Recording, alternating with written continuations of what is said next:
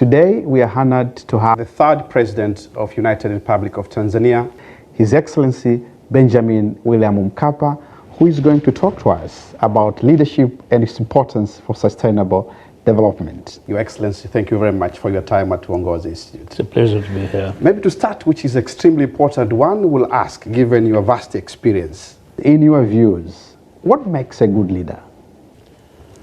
Well, I would say in Africa, certainly, he has to be both a nationalist and a Pan-Africanist. He must be a person of learning, and I don't mean some academic qualifications, but learning in the broadest possible sense. Thirdly, he or she must be a person of integrity, disposed towards openness and interaction, in the sense of participatory leadership, in that sense, others helping you to lead. I should think those are essentially the key characteristics of a good leader. It is very much believed, rather, that family background influences leadership styles and aspirations. In your own experience, how did your background influence your style and leadership dispositions? I would say it probably influenced me by stealth rather than consciously. My mother wound up being the eldest born. At the time I was growing up, there had been two elder children who had passed away, and in that position she used to be the person around whom family contradictions used to be centered, and she would have to give counsel, and I noticed that she listened very carefully, and usually her decisions were honored by members of the family. My father was a catechist, and he liked to share knowledge, very much so, but also he was a very good listener, and that may also have influenced me by stealth. But again, they were able, in spite of differences always exist in families, in spite of their own differences from time to time, they were able to live together in conditions of tremendous integrity, mutual respect, and common regard and love for their children. Your Excellency, you joined the government as a journalist, and then later in your career you assumed the role of High Commissioner in Nigeria, countries like Canada. You assumed even the role of Foreign Affairs Minister. How did this help you shape your leadership style when you assumed the presidency of United Republic of Tanzania in the year 1995? The exposure to diplomacy made it easy for me when I was president to engage diplomats accredited to Tanzania, quite obviously. But so I learned the nuts and bolts of representation in those places, but I also got to know the politics and the governance of those countries, Nigeria, Canada, the US. And this helped me to understand how the world was disposed towards Africa and towards my own country. It was a good background to carry with me into the presidency. And I must say it was extremely useful in making it easy for me to make the case for Tanzania with these countries where it was necessary. But in addition, my stay in Washington, of course, gave me a little exposure to the international financial institutions, the World Bank and the IMF, and that also was good preparation for the time when I had to deal with them from the presidency. You then became the third president of Tanzania in 1995, and you served your full 2 terms till 2005. At the time you assumed the presidency in 1995, what was your vision of the country as a president? Well, what I wanted to do specifically was to lead a process of sorting out a series of very, very pressing challenges at that time. First, the challenge of reaffirming and strengthening relations with bilateral partners in our development, or bilateral donors, if you like, because those were immensely soured when I got into the presidency. Secondly, was to do the same thing with regard to the international financial institutions, and specifically because of the IMF and the World Bank, because we had overborrowed immensely and we were not paying back our debts. So those relations were also greatly soured.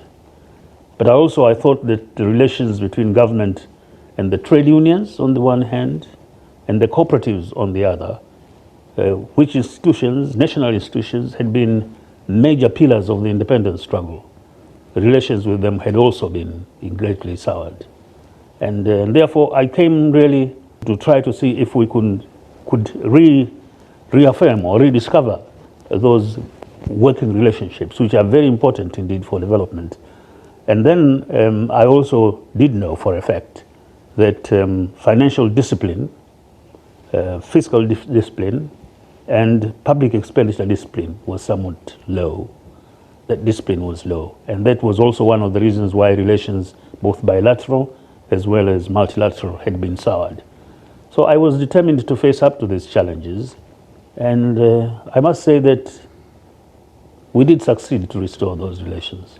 Do you think at the time you assumed the president, this vision was well understood by your assistant and public at large? The public at large, and I think even the bulk of the civil service, were quite aware that we had major challenges or major problems in hand. Whether they thought I was capable of leading the effort to correct those shortcomings, and if you liked, to really mobilize the people to face the challenges, I do not know. I think they must have been somewhat hesitant, because I had not led a public life very much in the limelight. You see, an ambassador is a low-key person, however widely informed and decisive he may be. Although I had been a member of parliament and a minister, but it was in a ministry which does not acquire a very large profile inside the country. I was Minister of Foreign Affairs for the greater part of the time I served in government. And so I wasn't really known. And within the party, although I started off being the managing editor of the party newspapers, the Nationalist and Uhuru, as you can see, it is a low-profile job, however important and decisive it may be. So I think because I did not have that very large public image in the limelight, there must have been those who kept wondering whether this young man could really face up to these challenges that I have outlined. With the benefit of hindsight, now you left your president gracefully. Do you think maybe you were a little bit too optimistic on what you could have achieved? No, I don't think I was too optimistic. Why? Because having worked with the party, I knew that we could explain issues to the public, and with a government of integrity, you can mobilize the population to face any challenge. As Mwalimu had demonstrated when he was invaded by Idi Amin. The issues, he spelled out the issues clearly, he called on everyone, and everyone felt that it was an honorable thing to do, to line up behind him and get rid of this invader. So similarly with these other challenges, I felt that with a party that is so strong, even though we were just breaking into the multi-party system, but a party that was strong, it had a network of workers, of offices, it had newspapers, and although it was a government radio station, but it could use that media also to explain the challenges, the problems that we faced, and how it would be done, and that it was not going to be easy, but that if we tightened our belts, we could restore the economy. I was confident that this could be done. But as I say, there must have been those who wondered whether I would have the courage to take on these problems. How did you go about selecting your key assistants, ministers, their deputies, permanent secretaries, regional commissioners, etc., etc.?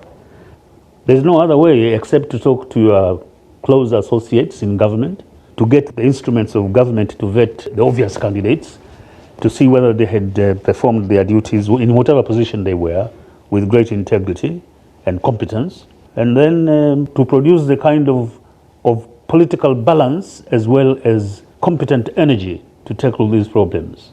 It was mainly through consultation and vetting. That's how you get to decide. And then you produce the political balance, as I say, and the competence. One of the challenges we have, Africa, Your Excellency, is for the executive to discipline the team. How did you manage, or rather, how did you discipline your team? to make sure that they achieve what was intended to be achieved? I think by setting an example, by I myself living up to the code of delivery that I was asking them to do, I think they realized then the kind of, I believe, serious leadership that I was offering. And therefore there was no malingering or anything. They had to work hard, to work with integrity, to deliver, to report, to review regularly. And so cabinet meetings were regular, party meetings were regular, they were well prepared for, there were papers, there were open discussions. And so they had to live up to this public examination, if you like. So when you assumed the president in 1995, the economy was in a very bad shape, and a lot of macro indicators weren't good. So is inability of government to collect revenue where it was supposed to collect revenue. Did this add any extra pressure when you assumed the mantle of the presidency? It did actually constitute great pressure upon me. And so what did I do? I just pressed for efficiency in the revenue collection processes. But in the end, I had to accept that the civil service had imploded too much. It was too big, and that it could be cut back to size. And then we had to set up the Revenue Authority, which we did, and empowered it sufficiently. In cutting the size of the civil service, I had to look at our bilateral friends and partners or donors and say to them, look, I can't just cut the staff and put them on the streets. They must leave office, even the incompetent ones must leave office with a certain degree of certainty about how they are going to live and survive with their families. Can you give me a grant that we can use to allow people to retire early if they choose to do so? And we did. So a great number chose voluntarily to retire because of the retirement package that I was able to put together through finances given by bilaterals. And that cut back on the government budget and helped to discipline expenditure. The other thing that we did do was to review the tax structure, because sometimes people are inhibited in paying their taxes because it is too cumbersome, the process is too cumbersome. Sometimes it is unreasonable in the sense that the rate is too high. And so I was able to meet individual big business people, but also their organizations, and talk very freely. What do you think of the tax structure? And they would say, this is a bad tax, this is a good tax, this and so on and so on. And from there, we would arrive at a budget that would not be agreed upon by them, but at least they would see that it is not an imposition upon them. So that's another thing that we did. One area that perhaps there is a feeling about your administration is the way the privatization process was handled. There is a feeling, rightly or wrongly, that privatization process wasn't properly handled, and this may seem to be a criticism to your administration. I don't know how you respond to this criticism and whether this criticism is rightly leveled against your administration. I have to say there was no alternative to privatization. There is this mythology that this public sector was performing very well. Those that were supposed to make profit, they were making profits. Those who were regulatory, they were regulating well. That is wrong. They were one after another resorting to the treasury to receive subsidies, or even those that were commercial enterprises, and that is not doing well. So we had to privatize. But how did we go about it? We set up the Private Sector Reform Commission, and they would look at the finances of one public enterprise after another, look at the figures and see how it could be turned around. They would get independent assessors of what the values were, the financial as well as the fixed assets and so on. And then they would put out to tender. It was open tender. And the commission would look at this, they would interview, they would talk. So it was not as secretive as it is sometimes presented. So that was a very fair process indeed. The only thing I regret is that after you have privatized, there should have been a greater effort to monitor the performance of these enterprises. That I accept. And to the extent that is a shortcoming, it is a shortcoming. But it's not for lack of recognizing that it had to be done. It just wasn't done. That's it. So it wasn't done. Now, the other thing is, the other criticism that is lodged against the privatization process is that we are supposed to have privatized to foreigners, that it is the foreign bidders who won these enterprises. That is not true. A total of 330 public enterprises were privatized. Out of those 330, 180 were privatized to Tanzanian nationals, to Tanzanians, 180, more than half of them. Yeah, over 50%. Absolutely. Yeah. And then 27 only were privatized entirely to foreigners. The remaining ones, which is what, 80 something? Yeah. They were privatized on the basis of partnership. Tanzanians and foreigners together in a company bidding for it. So it is not. It is a myth to say that we privatize to foreigners. And of those, it is said that South Africans were most. I don't think that is true, because the biggest privatization I can think of was the Ilovo sugar plant in Kilombero. That was the biggest South African ones. But otherwise, what else did we do? So I know there's that criticism, but I think it's just a way out for. I know I'm not liked when I say this. I think, but by people who just don't like to think and face up to reality. What was the single biggest crisis you faced as a president that you can recall?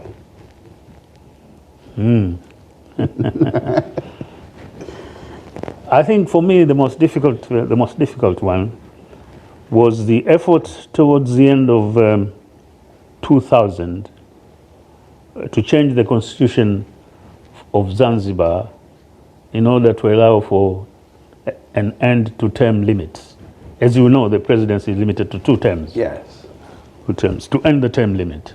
This was for me a major crisis because it ran counter to the philosophy of government of the party, and certainly it ran counter to the counsel we had received from our founding fathers. So that was a major crisis. I tried to explain, but ultimately, when it came to the crunch, we were able to overcome that problem. The Africa unit or United Africa as a dream, that has not been achieved. And of late, we are seeing some trend which we'll have to get your thought on this. For example, Sudan, the best they could have achieved is to separate the 2 countries. So is Eritrea. And now there is a likelihood Mali could follow. There's a section that want to separate. What are your thoughts on this? Why Africa now is going in the trend of secession? I can only speak of the Sudan, yes, because I led the UN referendum observation team. The historians will tell you that in 1956, which is when the Sudan became independent from Britain, the South had already said that it was a mistake to consider Southern Sudan and Northern Sudan as one country. And they worked hard on the British. They even sent a delegation to Britain to tell them it is unwise. They deserved their own independence. And to show that really they were serious, 3 years later they started a war of liberation. So it's been on and off, the war on and off, all now until they reached the comprehensive peace agreement in Nairobi in 2001. So there it's not really a question of separation, it's a recognition of the reality at that time. The British ruled Sudan as 2 countries really. And it has just asserted itself. I have to say I'm very sorry that the tensions still continue between Sudan and South Sudan. I'm hoping that the effort of the African Union to help them resolve these remaining issues of territorial boundaries, of revenue sharing in the oil business, and citizenship and currency and so on. They can sort these out. And it will be wrong in my view to think that only war can sort out that problem. No, that's true. That's not true. With Eritrea also, you know, Haile Selassie actually annexed Eritrea. It was not originally seen as part of Ethiopia. He annexed it, and the UN knows it. So altogether, it is not a surprising development. With Mali, I do not know enough, but I don't think there's a general trend towards separation. But what it does highlight, therefore, is the continuing challenge of nation building. You see, independence created the states, but the nation building had just started. In the independence struggle, we just united to say to the British, go away, or to say to the French, go away, give us our independence. And it was a rallying cry that united everybody. After that, you start to build a basis for cohesion, a basis of cohesion, a basis for unity, and in some instances because of the range of ethnicity in the country. It must be a deliberate effort to try to make sure that the unity is truly strengthened, that a sense of nationhood evolves. We here in Tanzania have been fortunate because the administration was not as rigid as it was in other countries, and therefore civil servants served in all parts of the country regardless of their ethnicity. Similarly, we had the common language of Swahili, and also the status of a United Nations territory also helped us to build that sense of nationhood. And yet, we in Tanzania still face the challenge of nationhood, particularly after the union with Zanzibar. What are the elements that keep us together, that necessitate we strengthen our unity, we recognize ourselves as a nation, not just as a state because we have a flag and so on. So for me, all these separatist tendencies are really an indictment of the leadership that it hasn't done enough to recognize that there is truly diversity, to build unity out of that diversity and enrich it with policy and with administration. Your Excellency, what is the single biggest achievement you are so proud of as a president if you look back to your 10 years in the office? Just one? Single important that you can recall and say, here we did it. For me, it was I don't know if we achieved it fully, but for me it was the sensitizing of this nation and its people to the realities of a changed world. You know, it was a bipolar world yes, until 1980 when the Soviet Union dissolved and so on. It was a changing world.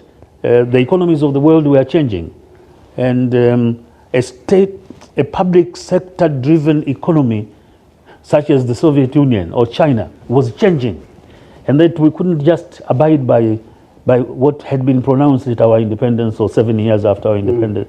We had to rethink. And therefore, I think I helped us to know, first, that globalization is not, however it was started, but now it had to be changed, and we had to be part of the changes of this globalization, because there's no way in which you could withdraw economically or politically from the world. That I helped, I think. The other thing I did was to recognize, or at least to impart the necessity of self-reliance, doing things for ourselves, what we could do. We were blessed in the first 30 years or so of independence, or 25 or 30 years of independence, to have many friends who were very generous in their assistance to us. I'm afraid we got into a mindset where we thought this was our right to receive this aid. But in fact, as I kept saying throughout my travels in the country, we had to rely on ourselves, because the Lord did not create other nations in order to help us. No. And so self-reliance. And for me, the greatest illustration of the capacity of self-reliance was the TASAF program, the Tanzania Social Action Fund. I have to admit, I learned of this possibility from my brother from Malawi, President Bakeli Muluzi. He had started it there. But I realized structurally that we were more placed to be able to use this business, where the people of a community, whether it's a village or a ward and so on, list their priorities, the challenges as they see them for development. They list and they say, we are going to contribute 20% of the cost of realizing this project, and the rest will be received from the central government. But the administration of the implementation, the administration, and the financial management of the project is undertaken by a committee of the villages, of the people themselves. For me, this entrenched the notion that we can do things for ourselves. And it is for that reason that when we started getting surpluses on our revenues, I said we are going to direct them in the field of communications to start building roads, because we were in the kind of attitude of mind that the World Bank, because it was the lead institution, they are going to build these roads for us. So that's how we started building the roads from Shinyanga to Nzega to Singida and so on, with our own funds. Which leader in the world who is perhaps alive today or deceased influenced you most? Mwalimu Julius Kambarage Nyerere, obviously. I was very fortunate to have been identified by him as a serious worker, someone who could be trusted. I had just been in the Foreign Service for 2.5, 3 years, I think it was, when I got a call one evening from Mwalimu and said he had been looking for a managing editor for the party newspapers, and he thought I could do it. I said, well, how can I do that? I haven't done this. He said, no, I think you can do it. We'll arrange for you to go to England for a couple of months to be attached to a newspaper there and see how it's working out, and then you can come back. So that was the beginning of my relationship with Mwalimu. I came back, he handed over the papers to me, he displayed enough trust. I think we did a good case of advocacy with the party newspapers. And from there onwards, I became my party person, I became a member of parliament, I became his press secretary. At every stage, it was his influence and his hand that affected my life and my future. If there's one question you will ask a leader, dead or alive, what question would that be? About leadership, if you have to ask somebody that you trust or somebody that you admire most? I would probably ask them how to develop the skill of listening to others, because that is key to any participatory governance, you know, whether it is in the legislature or in the party or in the administration. You must be prepared to listen a great deal. I'm not talking about consultancy, although that is important, or even advisors, even that is important. But whether you have advisors or consultants or your fellow colleagues in government, you must be prepared to listen. And how you cultivate that skill to listen so that you use that knowledge and learning to govern well, that is the challenge that I would like to know. Our time is running out, Your Excellency, but this program is watched by leaders in Tanzania and across Africa, both in the public and private sector. What will be your advice to the current leaders and aspiring leaders in our country as we build our nation? Because the nation will need both public and private sector. Yeah. Well, in the public sector, I would urge that cooperation be more manifest. You know,